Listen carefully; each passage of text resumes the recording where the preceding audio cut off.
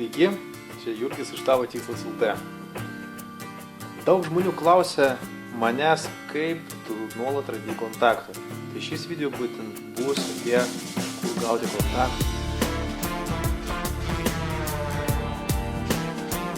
Mūsų žmonės supa aplinkui.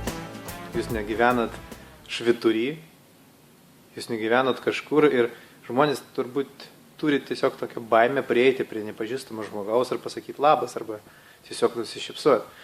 Ir aš pasakysiu, kaip aš praktikavau tai darydamas užsienyje, būdamas Švedijoje. Aš galvojau, gerai, ten aš nepažįstu žmonių, bet aš noriu plėsti savo verslą, kad būtų verslas, kad verslas judėtų, kad verslas augtų, reikalingi žmonės. Aš tiesiog prieidavau prie žmogaus ir sakau, klausykit. Angliškai be abejo, ten hello, I'm Jurgis from Lithuania, ten aš Jurgis iš Lietuvos ir prašau, ar galėtumėt mane nufotografuoti, ar duodu už savo telefoną, atsistoju kokiam gražiam fone, gražiai nusišypsoju, papozuoju šiek tiek, pafotografuoju žmogus.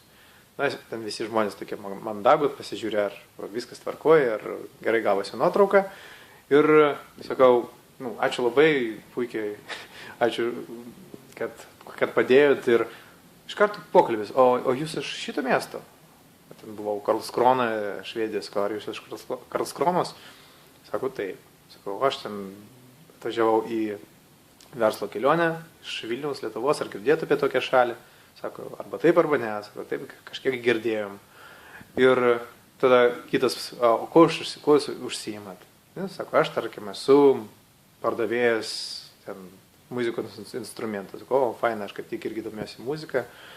O, sako, jūs ką jūs čia darote? Sakau, aš dirbau su projektais. Tai buvo prieš beveik metus.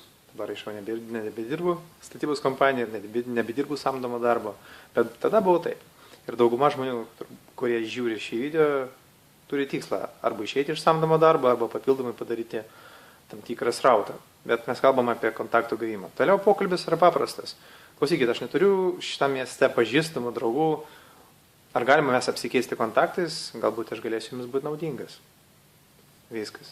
Galit pabandyti kitokį būdą, tiesiog irgi paprašyti nufotografuoti. Okay. Jeigu šito nenorit, nemėgstat fotografuotis, tiesiog galima prieiti, pasakyti, atsiprašau, ar galit pasakyti, kur čia yra autobusų stotis. Jums parodys. Paaiškins, kaip nueiti, jūs pakartojate taip į kairę, taip į dešinę, kaip čia nueiti, okei. Sakau, ačiū labai, jūs labai aiškiai paaiškinat, labai dėkui jums labai.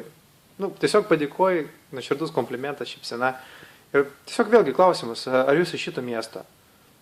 Šiek tiek apie save, bet daugiau domėtis. Ar iš šito miesto, ko jūs užsiimat? Ir jūs tikrai matysit iš žmogaus, ar jis nori su jumis bendrauti, ar jis linkęs, bet visada akcentas į žmogų. Kad tikrai jūs nuoširdžiai to domitės. Klausimas gali būti toksai, o kodėl jūs klausit? Bet žinokit, man tokių atsakymų pasitaikydavo gal vienas iš 50.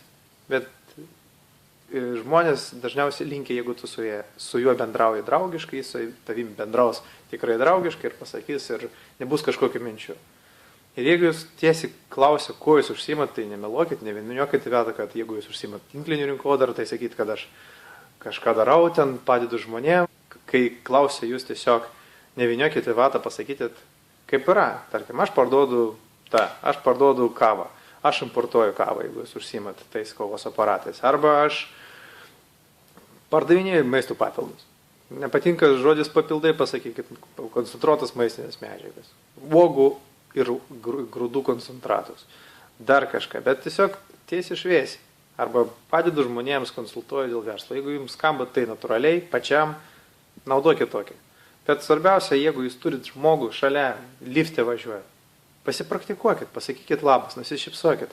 Šypsena tiesiog parodo, ar žmogus norės su jumis kalbėti. Einat prekybos centre, jeigu jūs nusišypsojat kitam ir jums atsakė to pačią šypseną arba šiek tiek ilgiau užlaikė žvilgsnį, jau 95%, kad jis tikrai bus jūsų žmogus ir norės su jumis susipažinti. Prieikit, paklauskit apie ką nors, sudominkit, viskas. Tai apie sudominimą aš duosiu pavyzdžių kitam video, būkit prisijungę, statykit like, jeigu jums patiko šis video, pasidalinkite ir pasimatysime kituose video. Su jumis buvo Jurgis iš tavo Dykas LT.